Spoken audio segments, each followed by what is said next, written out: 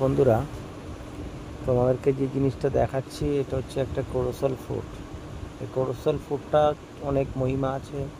এই কোরোসল ফ্রুটটা যারা জানো আর যারা জানো না তাদেরকে বলে দিই, একটা আয়ুর্বেদিক গাছ।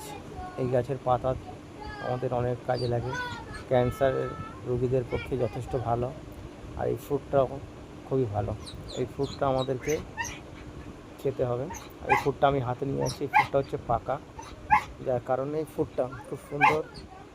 আর ফুটের সাইজগুলো অনেক বড়, 4 কিলো 5 কিলো 2 কিলো এরকমই হয়।